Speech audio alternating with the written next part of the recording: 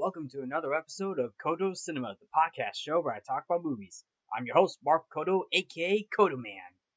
Now for this episode, I'm talking about Spider-Man Across the Spider-Verse, and the reason why I want to talk about this movie is because it was a film that I can't stop thinking about. Like when you think, because there are so many films out there you can't stop thinking about, and of course when it comes to like superhero films, I mean, there's so many superhero films like that came out recently, most notably from the Marvel Cinematic Universe. But what about outside of the Marvel Cinematic Universe? Like for example, Spider-Man Across the Spider-Verse, for example. This film came out on June 2nd of 2023. So not too so almost a month ago. It's almost a month since Spider-Man Across the Spider-Verse came out in theaters. Now, and of course, this film is sets the third up. This film sets the third film up pretty well, particularly at the end. Now before jumping into this film, I just want to say this. Spider-Man Across the Spider-Verse serves as the follow-up to the first Spider-Verse film, which is Spider-Man Into the Spider-Verse, which came out in 2018. And that film actually won the Academy Award for Best Animated Feature, and it beat out The Incredibles 2 that same year. By the way, another animated film from the superhero genre, to which that came from Disney and Pixar. Now, I want to now to give in my brief history of Spider-Man. Now, I didn't grow up with the Spider-Man films. I mean, I have seen. Now, I didn't grow up with the Spider-Man films coming out. Although I started getting into the Spider-Man films when I was in elementary school at the time. You have the Sam Ra- the you have the three Sam Raimi films starring Tobey Maguire, the OG, or a lot of people, or of course people refer to Tobey Maguire as the OG Spider-Man, and then you also have Andrew Garfield, Tom Holland. And then of course Tom Holland also appeared in the last two Avengers films, including Captain America: Civil War, but also the three Spider-Man films from the Tom Holland trilogy. And then of course you get Spider-Man Into the Spider-Verse, which features the character of Miles Morales. Now Miles Morales serves as Spider-Man. Well, he basically serves as Spider-Man due to the fact that in his own universe, Peter Parker in Miles Morales' universe dies. So for those of you who don't know, Miles Morales takes up the mantle of Spider-Man, he takes up the mantle of Spider-Man after the death of Peter Parker in his own universe. So just to give you a little bit of clarity right there, just to give you a little bit of clarity right there. Spider-Man Across the Spider-Verse is distributed by Columbia Pictures and Sony Pictures Animation, including Marvel Entertainment as well. The film was directed by Joaquin Dos Santos, Ken Powers, and Justin K. Thompson, and it was written by Phil Lord, Christopher Miller, and Dave Callahan, with Phil Lord and Christopher Miller serving as producers, along with Amy Pascal, Avi Arad, and Christina Steinberg. Now, Phil Lord and Christopher Miller, for those of you who don't know, Phil Lord and Christopher Miller has done a lot of fun animated films before. Most notably, Cloudy with a Chance of Meatballs, the Lego Movie, and then of course the Mitchells versus the Machines. They also did they also did 21 Jump the 21 Jump Street movie that starred Jonah Hill and Channing Tatum.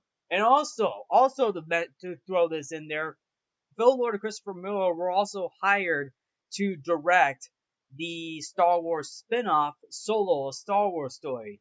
Although they were both fired from the film due to creative differences, with about 70% of the film already completed, but of course, Ron Howard stepped in as a replacement for Lord and Miller. But Lord and Miller served as executive producers. But Lord and Miller will get the last laugh as the two won the Oscar for Best Animated Feature Film for Spider-Man Into the Spider-Verse. So Lord and Miller technically got the last laugh. I mean, like, they didn't direct the Star Wars movie, but at least they won an Oscar for Spider-Man Into the Spider-Verse. So there was something good right there. At least they won something good.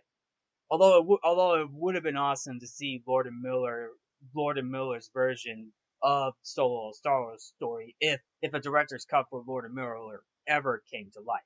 So anyway, Spider-Man Across the Spider-Verse also stars Shane McMore, Haley Steinfeld, Brian Tyree Henry, Jake Johnson, Jason Schwartzman, and Oscar Isaac, among many other cast members. I mean, this film's got a huge cast. For It's got a huge cast right there, and I can definitely tell that this film is going to be good. Now, the film itself is the film has a runtime of 140 minutes, and it is the longest animated film ever produced by an American studio. So, Spider-Man Across the Spider-Verse is the longest animated film for ever produced by an American studio. So basically, you're basically watching a 2.5 hour movie. And for what it's worth, in my opinion, it was definitely worth it because it left you hanging on the edge of your seats. And I'm not gonna lie. Like, when I went to see this film, I was pumped up. Like, I was excited to see what the film was gonna have. I wanted to see what the film was gonna have in store for that follows up that basically following up from what the first film had. Now, the film was in production for like 5 years, and boy, did those 5 years paid off because the animation in this film, I'm telling you this right now, this is like you're basically watching an actual comic book movie. I'm gonna tell you this right now. It feels like you're watching an actual comic book movie because the style animation that Sony Pictures used in this film, it feels like you're watching an act. It's basically it feels like you're watching an actual comic book film coming to life in animation. It is a cinematic experience for that type of animation style. Although although of course Spider-Man Into the Spider-Verse did that first, and that was awesome too. And then of course it's also followed up with DreamWorks. DreamWorks also followed up with a similar animation style that Sony Pictures Animation did. Most notably, DreamWorks' The Bad Guys, and of course Puss in Boots: The Last Wish. And now we got Spider-Man Across the Spider-Verse. We're going back to that animation style that they had in Spider-Man Into the Spider-Verse, and I think that is awesome that Sony Pictures Animation was able to do that. And of course and of course when the film came out, it received critical acclaim. Like, a lot of people really loved this film. It has grossed over $417 million against a production budget of $100 million at the worldwide box office, and it literally surpassed its predecessor. So that should tell you something right there. Spider-Man Into the Spider-Verse, the box office of the first film it made $384.3 million on a budget of $90 million, and that was for the first film, which is Spider-Man Into the Spider-Verse, and that film came out in 2018 at the time when we had Avengers Infinity War making $2 billion. And of course, now cut 5 years later, Spider-Man Across the Spider-Verse surpassed its first film by making $417 million on a production budget of $100 million, and it's still going. That tells you right there that a lot of people are liking this film. Spider-Man is obviously one of the most popular, not only a popular Marvel character, but one of the most popular superhero characters out there. I mean, hey, with great power comes great responsibility. Okay, so now I'm gonna dive into the film. So huge spoilers. For those who have not seen the film. Spoiler alert.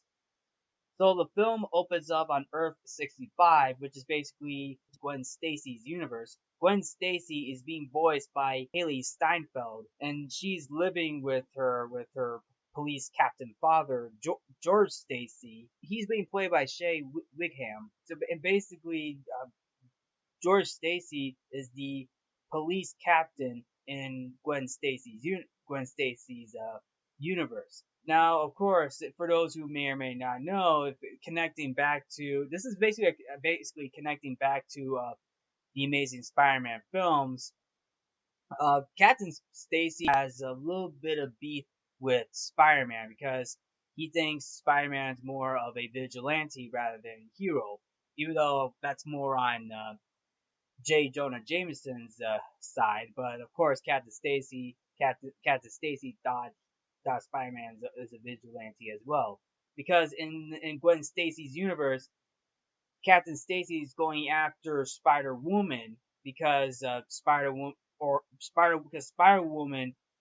or which is Gwen Stacy's character, which is basically the alter ego for Gwen Stacy, because Gwen accidentally killed her best friend Peter Parker while he was mindlessly rampaging as the Lizard, and the police have been hunting Spider Woman ever since. Now, as I mentioned, this is kind of like connecting a little bit back to Captain Stacy from the Amazing Spider-Man films with Andrew Garfield. He's thinking that Spider-Man is a vigilante. The same thing in Gwen Stacy's universe, although this time around Peter Parker in Gwen Stacy's universe gets killed. Now, this is also connecting back to the first film when Spider-Woman, or Spider-Gwen, first enters, and she gives her own backstory, like saying like, "All right, folks, let's do this one last time." You know what I'm saying? If you know what I'm saying, she goes down saying like she's saying her name, telling her that she's been Spider Woman for the past how many years. She joined a band. She was able to take down a lot of villains. She wasn't able to save her best friend Peter Parker. Now, from that first film, I thought the Lizard was basically Dr. Connors, but it was actually Peter Parker in her universe. And also, I forgot to mention, she even saved her father as well. Just I forgot to mention that part too. In from the according to her flashbacks from the first film. Now we get to see that again, but this time from Gwen Stacy's point of view in the opening. Now now so basically on one night, Gwen Stacy encounters a version of the Vulture from an Italian Renaissance themed alternate universe. And of course, I actually wasn't expecting the Vulture to appear in this movie, but it was kind of awesome to see a Renaissance inspired themed Vulture to appear in this film.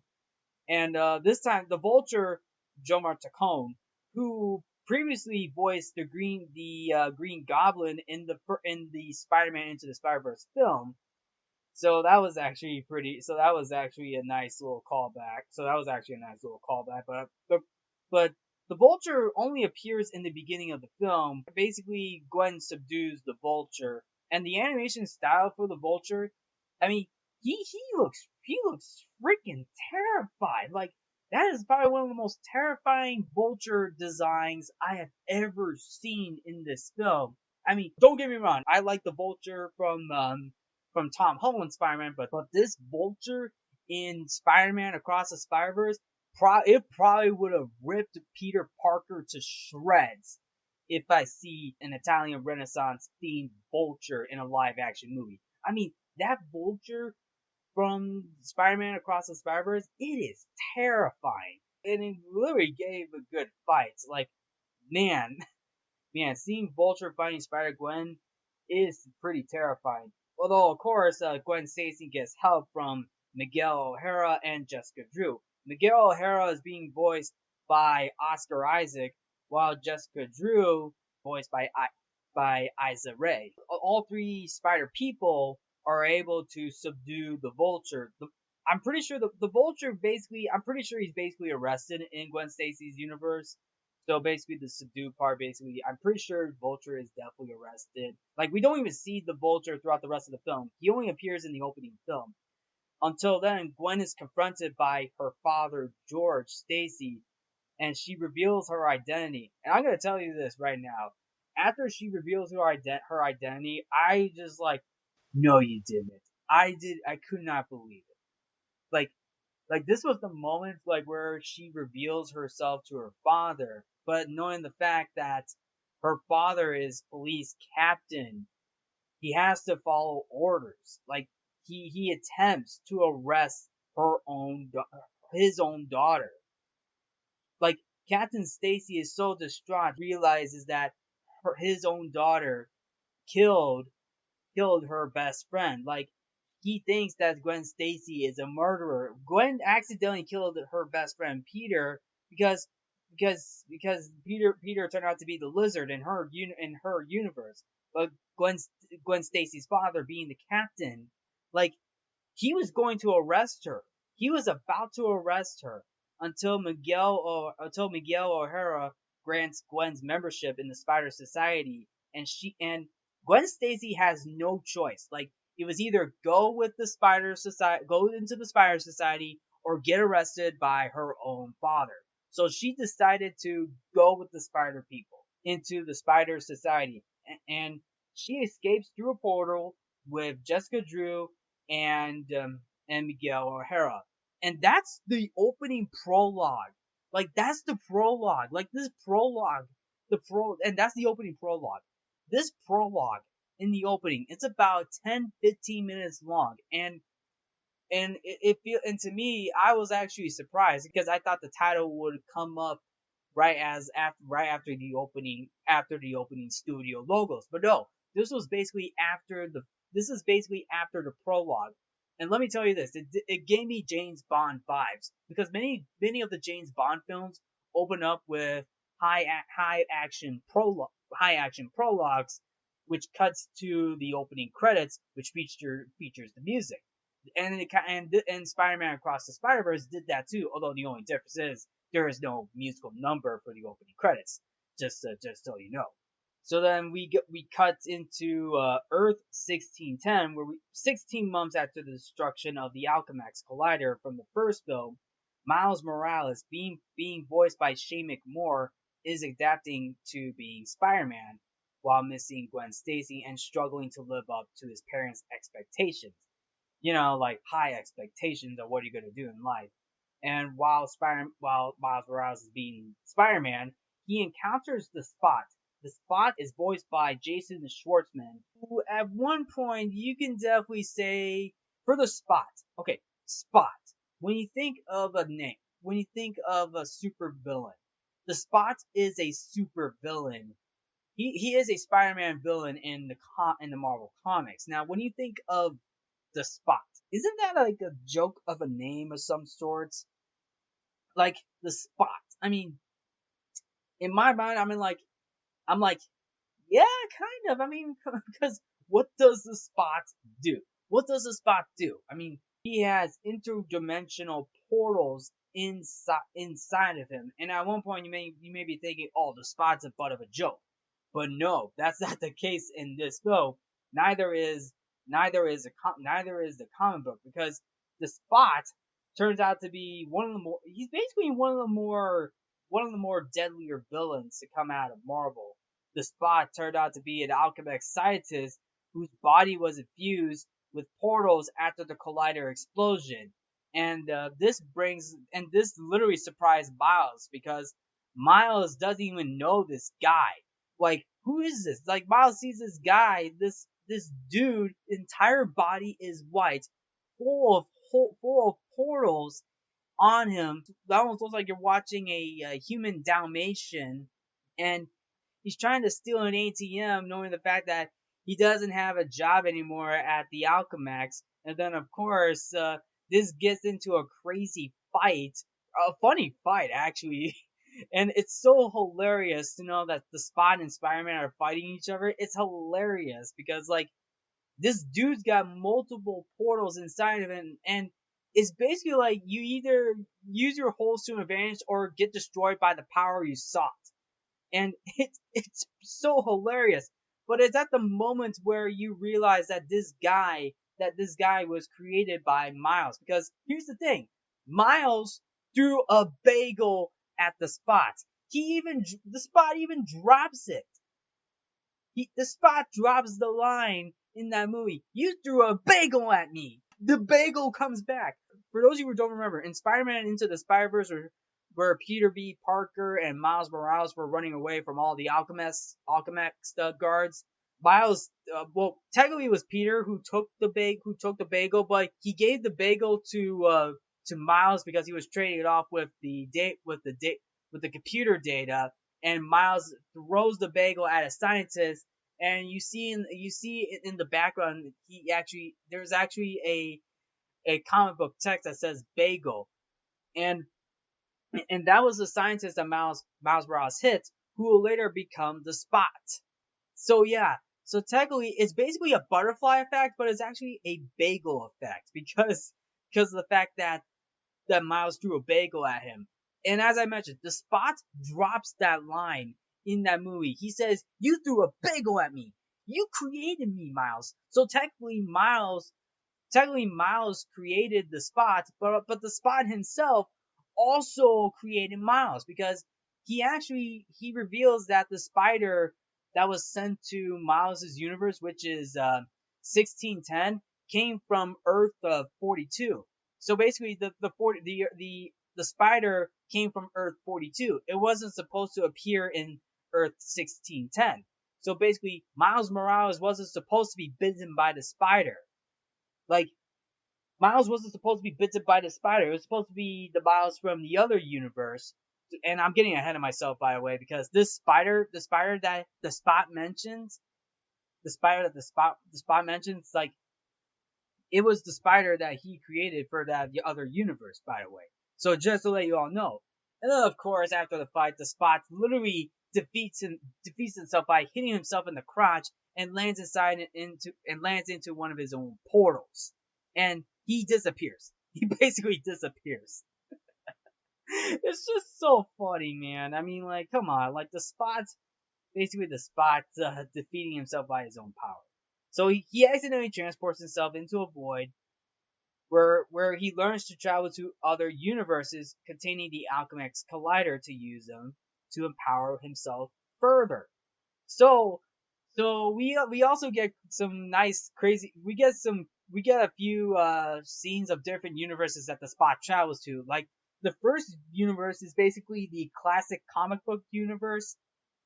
The second universe, we get to see him in the Lego universe, to which we have a Lego Spider-Man in a Lego universe, which is also funny. Plus, that's also a callback to the Lego movie that Phil Lord and Christopher Miller did. And then the third universe, which is basically I would like to say the Venom universe, because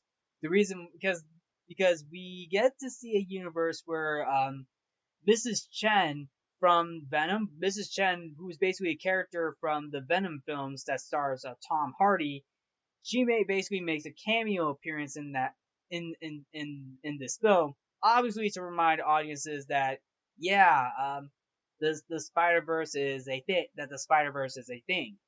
So yeah, which I find it fun. Which, come on, you can't deny the humor in this film. The humor in this film is very good, but it does get serious too, because like this film does take a serious direction as well. So, so later on, Gwen travels to Earth 1610 and reconnects with Miles while secretly tracking the Spot across dimensions. And then, of course, Miles Morales struggling to meet the parents' expectations. He he runs. He's basically he runs home late to a party that his parents throw for that that his parents throw, and the reason being because Miles's father, Miles's father is the police captain. He is hired as police captain. Miles's father is named Jefferson Jeff Morales, and he's being voiced by Brian Tyree Henry. He has a party, just to celebrate his promotion. Basically, a promotional party because he's being promoted to captain. And then, of course, Miles runs home late, bringing two different cakes. That basically it was supposed to be like a little message saying congratulations on the promotion, but it was definitely something else. It was like I forgot what it was, but it was something like I disapprove, I am disappointed. It was basically a mistake because Miles Morales has been running around, was basically running around, was running around doing all the as Spider-Man with great power comes great responsibility. That's the thing. And Miles Morales runs around, he keeps running around. He messed up the two different cakes. Miles's mother and father were wondering why Miles was late. What was going on with Miles? Why is Miles acting up? Why is Miles struggling with his own personality? But the thing is, he doesn't want to reveal that he's Spider-Man. Like he doesn't want to reveal that. He doesn't want to reveal that. And then of course, this leads to Miles getting grounded by his father, basically for 2 months. Yeah, basically Miles is basically grounded in this universe, but it wasn't until the moments where Gwen Stacy shows up in Miles's bedroom, and this also calls back to the first teaser trailer that we got, where Gwen Stacy eavesdrops into Miles's bedroom. Basically Gwen checks out Miles's room. Of course, the notebook that Miles have, which has some pretty awesome drawings. A good drawing, a very good drawing of Gwen Stacy, and then Gwen Stacy is like, "I miss you too, Miles." so, so yeah. I mean, it's not every day. I mean, hey, come on, it's not every day you see it's not every day you see someone eavesdropping in your own room or something like that. But anyway, Gwen, Gwen asks if Miles wants to like swing on outside, but Miles tells Gwen that Miles is grounded, but she replies back, "Is Spider-Man grounded too?" Nope, Spider-Man is not grounded. So Miles and Gwen swing into the city, and they actually do some pretty. They actually swing into the city pretty well. To which I very like. And we also get a pretty nice moments between the two where they're sitting upside down, telling like basically having a good conversation. And this is a pretty awesome moment too because we get an amazing shot of Miles and Gwen sitting upside down, looking at the city view, and that is probably in my opinion the best shot of the film in my personal opinion. Later on, Miles comes back to the party. He He talks with his mom. Basically, with Gwen. Miles is going with Gwen, and we get a conversation between Miles and his mom. Like he's talking to Miles, saying like, just be careful out there. Like she's not just talking to Miles. She's also talking to Spider-Man himself. Like She's also talking to Spider-Man himself. Like, you look into that, you watch that scene, she's not only referring to Miles, but like she's also talking to Spider-Man himself. Make sure, like she's telling Miles, make sure that boy, that little boy, is okay. She's not just talking to Miles. She's also talking to Spider-Man himself. Like, she's talking to Spider-Man in during that moment, like right there. That is basically telling you that, like, yeah, she's starting to put the pieces together that Miles is Spider-Man. Okay, so later on, Miles turns invisible as she watches Gwen Stacy trace the spot to, well, Mombanton on Earth 5101 before Jessica Drew calls and instructs Gwen to leave Miles behind because because my well for some reason Miles doesn't realize that he wasn't supposed to be Spider-Man, just to throw it out there. But but still, Miles follows Gwen after she opens the portal to Earth 5101, and they team up with Spider-Man in India, who is being voiced by Karan Soni. And Karan Soni, for those of you who don't know, he played the taxi driver Dopinder in the first two Deadpool films, and he'll also be in the third Deadpool film as well. Karan Soni voices Spider-Man India in Spider-Man Across the Spider-Verse, by the way, just to let you all know. And then, of course, we also get another Spider-Man in the name of Holy Brown, otherwise known as Spider-Punk. And Spider-Punk's animation, by the way, fun fact, Spider-Punk's animation took about 2 or 3 years to it took about 2 to 3 years to get the animation right for Spider-Punk, and that pays off pretty well in this film. Spider-Punk is voiced by Daniel Kaluuya, who previously appeared in the first Black Panther film, where he played Wakabi in the first Black Panther film. So now Daniel Kaluuya returns to Marvel, voicing Spider-Punk. Spider-Punk is basically an alternate version of Hobie Brown, who basically he's a punk star, or a rock star, I should say. Actually, one of my brothers actually said it best. Basically, Spider Punk is basically he's basically the ultimate activist in this film. I mean, and it says it all. His name, and it says it all. And it says it all. So Spider-Man India and Spider-Punk, along with Spider-Gwen and Miles Morales, they go up against the Spot, who successfully absorbs the power of the world's collider. And before the Spot escapes, he and Miles share a vision of Miles' father, Jeff, dying at the Spot's hands. As the collider collapses, Miles saves Spider India's girlfriend's father, a police captain, but Mumbattan begins falling apart from the disruption of a canon event. So basically, technically, Miles Morales broke the canon. He broke the canon. He saved the police captain. He saved Spider-Man India's girlfriend's police captain.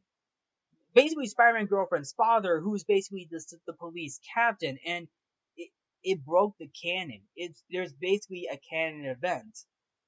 It's a canon event because it's basically a canon event. Like, he was supposed to die, but Miles literally prevented it. Although it was mostly Gwen Stacy's fault, because Gwen Stacy was trying to save Miles for stopping the canon event, but Miles Morales decided to save the police captain.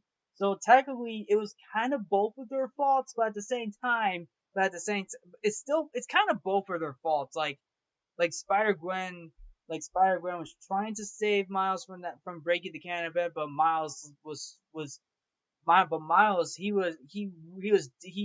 he's so desperate. He's desperate to save this police captain. He didn't want that police captain to die, but he was able to save that police captain.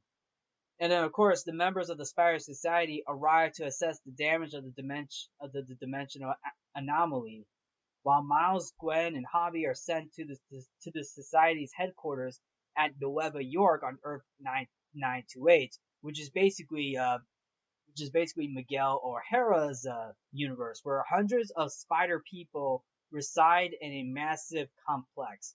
Now, seeing the Spider Society in this film, that is basically a that is a that is basically a fan's dream come true. Seeing different versions of Spider Men and Spider Women, the Spider People, seeing all of these different versions of the Spider People in that movie is basically a fan's dream come true. Literally comes in all different shapes and sizes. We even get some vehicles as well. We also get like Spider Cat, the Spider Man T Rex, Spider Cowboy, and then of course we also get the different PlayStation Spider Mans as well on top of on top of the Spectacular Spider-Man. We get a cameo from the Spectacular Spider-Man as well. Although it is a shame we don't see Tom Holland Spider-Man, but for what we got in this movie, but what we got in that entire sequence is awesome. We even get to see we even get to see Donald Glover as Aaron Davis the Prowler being imprisoned. And this is not animation. This was not animation. This is an actual live action Aaron Davis the Prowler character in the Spider Society being imprisoned. Like it is wonderful to see, to get the connection, knowing that we're connecting to all the Spider-Man films that came that literally came before the Spider-Verse film. So it is awesome.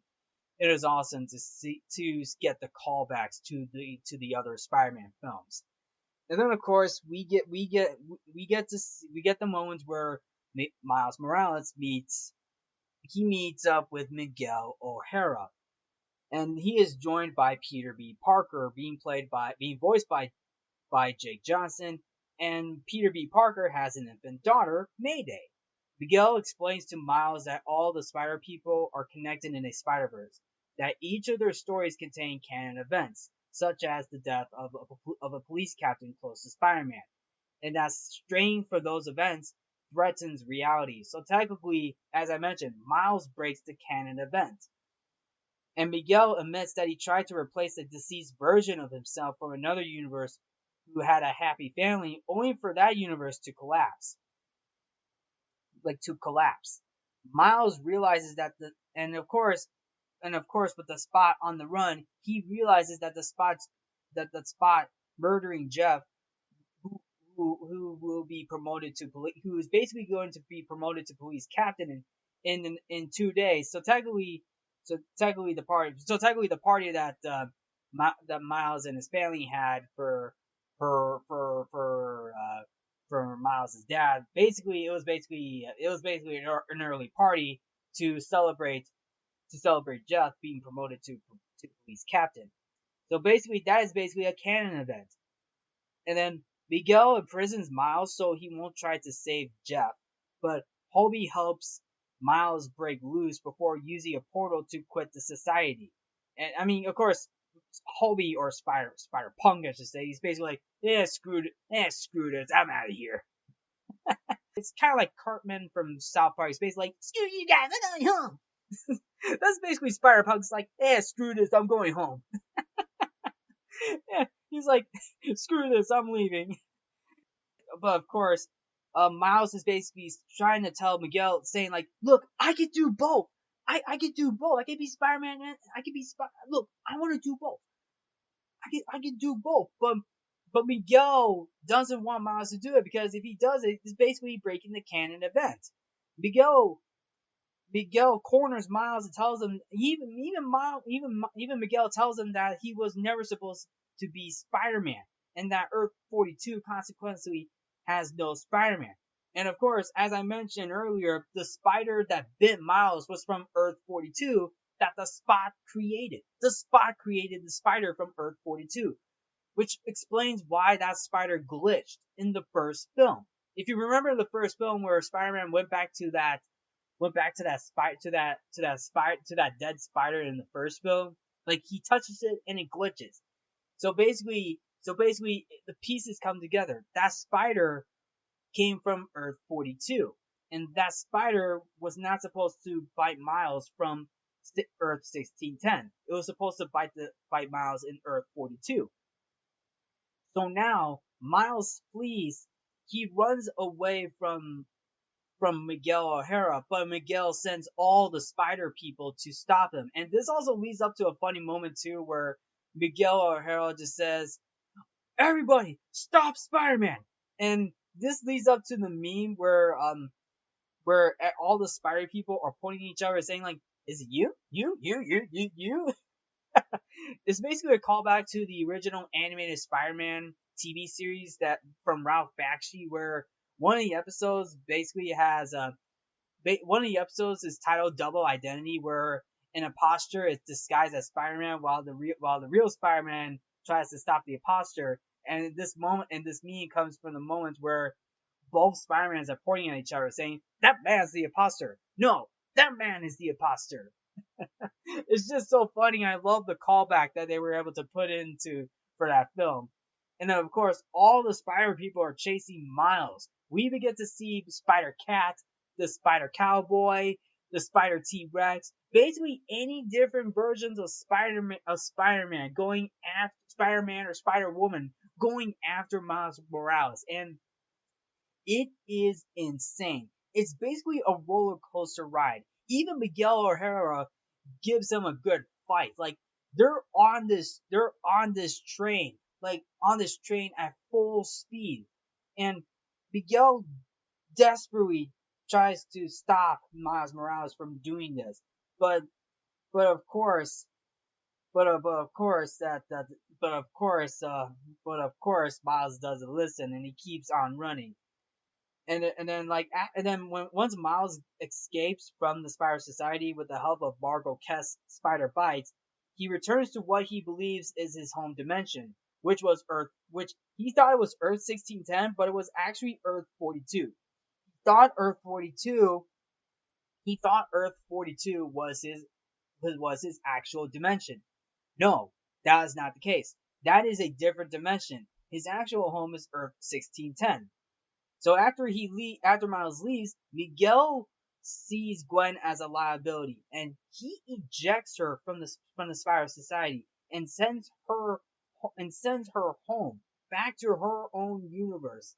And of course, he has to, and of course, she has to reconcile with her own father. She has to reconcile with her own father, saying like she didn't mean to do it. She didn't mean to kill her friend. Like like she was trying to save her friend Peter Parker, but no, unfortunately not, because because Peter Parker being turned into a lizard and being defeated by Spider Gwen, it is a it is a it is so tough. It is hard realizing that your best friend is basically a super villain, but knowing that she had to save Peter from that turn of events, and it is hard. And then of course we get a very emotional moments. Like we see Gwen hugging her own dad. Like she and her she and her dad hug it out, knowing that like okay, we're gonna put things aside, and like they're putting their differences aside. Like this was an emotional moment where Gwen reconciles with her father, and then and then of course we found out that Gwen's father decided to resign as police captain. Of course, George gave Gwen a watch that Hobby had left for her, or Spider Punk left for her, and Gwen decides to use it to aid Miles Morales. So then later on, Miles returns to his apartment and reveals to his mother that he is Spider-Man, whom she does not recognize. So, for those of you who are probably wondering, okay, what's going on? But if you actually put the pieces together a little bit for a glimpse second, you see claw marks on the side of the wall of Miles's bedroom, but also Miles's sweater. If you also look closely at Miles's sweater, it turns purple.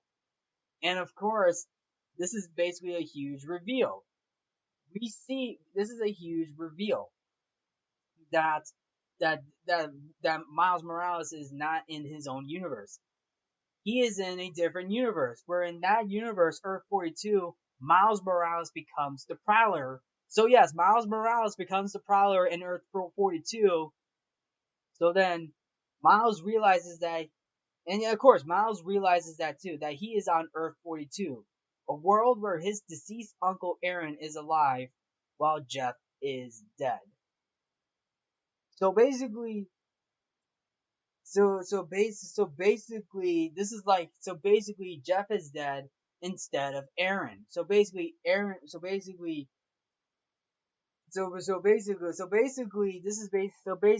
Aaron Davis is alive and Jeff is dead. So technically, that's basically the canon effect. That's the canon effect.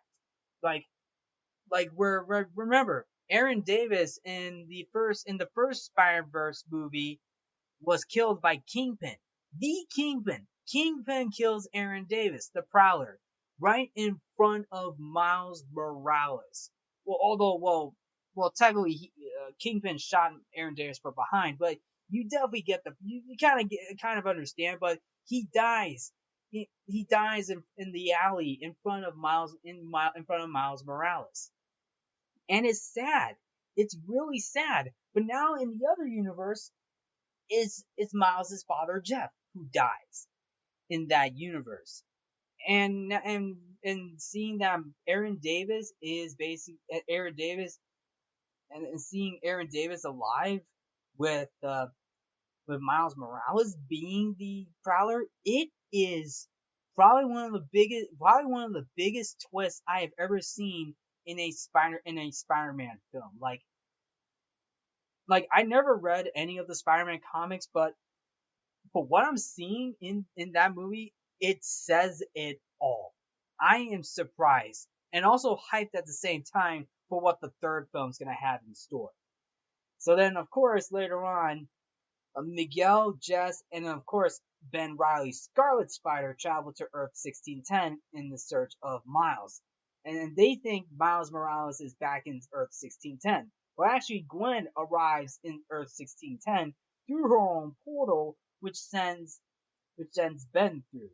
She then speaks with Miles' parents and promises to bring him home. While Jeff, and then of course, Jeff also mentions to Gwen, Miles gets 5 months, 4 or 5 months. I mean, come on, man. So then, so then of course, after, but then of course, Jessica spies on the conversation as well. Aaron, and then later on, back in Earth 42, Aaron interrogates Miles alongside Earth 42's Miles, who has, as I mentioned, become the Prowler. And then the Spot returns to Earth 1610, and he's about to begin his attack. The Spot is in full form. And I'm going to tell you this. The Spot, we barely see this, like the Spot only appears for about, I actually would definitely say for about 5 or 10 minutes. And I might be thinking, well, he was underutilized, but actually no, he's not underutilized in this movie. Like he is now posing as a huge threat. The Spot is definitely going to be a huge threat in the third film, and I could definitely tell. I could definitely tell that the third film's gonna go out. I got a feeling this third film's gonna go out on a huge bang right there. And and speaking on going out, this film, this sequel, Spider-Man Across the Spider-Verse, it ends on a cliffhanger. It literally ends on a literal cliffhanger, followed by Gwen Stacy assembling a team of different Spider people, which consists of Peter B. Parker, Mayday, Spider-Man India, Spider-Punk, Margot, Spider-Man Noir, Penny Parker, and Spider-Ham. And that's it. That's literally it. That's where the film ends. And boy, oh boy, I was in the theater. I'm just like, let's go! Like, come on. Come on, man. Like, with all the Spider people, with Gwen Stacy assembling the Spider people, like, let's go! Like, you're expecting more, and we won't get that until Spider-Man Beyond the Spider-Verse comes out in 2024. Yes, we have to wait another year. We're gonna have to wait another year until we get Spider-Man Beyond the Spider-Verse, and that's basically it. That's it. And that's basically it. That is basically Spider-Man Across the Spider-Verse. There was a lot going on in that film, and and I know some people probably say, well, it feels bloated, but at the same time, I thought what this film had was great, was amazing. Like, yeah, I guess you could say the story, the plot lines are all over the place, but in the end, it's definitely worth it. It leaves you on the edge of your seats. It leaves you wanting more, and we're gonna get that in the third Spider-Verse film. Like the animation itself is spot on. Like, the animation is amazing. Like, it's like you're watching an actual comic book and cinema. It's basically you're basically watching a comic book cinematic animated film coming to life. And Spider-Man Across the Spider-Verse proves that animation is cinema. Like, literally, this is a film. This is basically a film. This is one of the few. This is one of the few animated movies where animation is cinema. Like, I can't think of any other animated films. Well, maybe Puss in Boots: The Last Wish. But if you want to say like any other film from any other animated film, I can believe that. I will believe that because looking at Spider-Man Across the Spider-Verse, to me, in my personal opinion, this is one of those films where it's telling you that animation is cinema. Animation is cinema. It is not a genre. It is a cinematic experience. And Guillermo del Toro said it best when he won the Oscar for 2022's Pinocchio film that he directed, and he said it best. He said it best that animation is cinema. It is not a genre. He said it best. And this and Spider and Spider-Man Across the Spider-Verse proves that too. Spider-Man Across the Spider-Verse proves that as well. His Pinocchio film, and now we get Spider-Man Across the Spider-Verse and any other animated film that came out way before Del Toro's acceptance speech from the 2022 Oscars. Like, it says it all. It literally says it all. Animation is cinema. And then obviously enough, the voice casting for this film is good. Shane McMore and Haley Steinfeld definitely brought out some good chemistry in a couple of scenes, and I thought they did a pretty good job voicing the characters. Jake Johnson as Peter B. Parker was definitely good as well. Jason Schwartzman as a Spot, he was spot on voicing this character, and I love it. Even Oscar Isaac's performance as Miguel O'Hara, or should I say Spider-Man 2099, he does a fantastic job too. This is his third Marvel role. He has played 3 different Marvel characters. He played Apocalypse in X-Men Apocalypse, Moon Knight in the Moon Knight TV show, and now Miguel O'Hara, aka Spider-Man 2099, in Spider-Man Across the Spider-Verse, and although of course Spider-Man Into the Spider-Verse as well. And he does an amazing job voicing Miguel O'Hara, also known as Spider-Man 2099. And the story itself, like I said, you can definitely say it is definitely bloated at times, according to some people. But you know what? The story itself was well worth it. It leaves you on the edge of your seats, wanting more. And I'm glad we got this film. I'm really glad we got this film. This film took 5 years to make, but it was well worth the wait. And I can't wait to see what the third film will have in store for us once it comes out on March 29th, 2024. And basically, that's basically it. So, what did you think of Spider-Man Across the Spider-Verse? Did you like the film? Did you thought the film was okay? Did you not like the film? I would like to hear your thoughts about this. So, and and by the way, I'm just gonna say I want to get this out of my system too. This film might get nominated for an Oscar, another Oscar. If Spider-Man Across the Spider-Verse gets nominated for an Oscar and wins the Oscar at next year's Academy Awards, if it wins, this could be the godfather of animated movies to win an Oscar. To win an Oscar. Because the reason why I'm saying is because the first two Godfather movies won the Oscars for Best Picture. Like the first two Godfather films won the Oscar for Best Picture. Like the first two Godfather films took home Best Picture. Imagine if because they were the first two installments of the Godfather trilogy. Imagine if the Spider-Verse films, the first two Spider-Man, imagine if the second Spider-Verse film took home an Oscar for Best Animated Feature Film. Just basically like what the first film did. It could be the godfather of animated movies winning the Oscar for the first two installments. I know the third and fourth Toy Story films also won 2 Oscars for Best Animated Feature Film. I know that for a fact as well.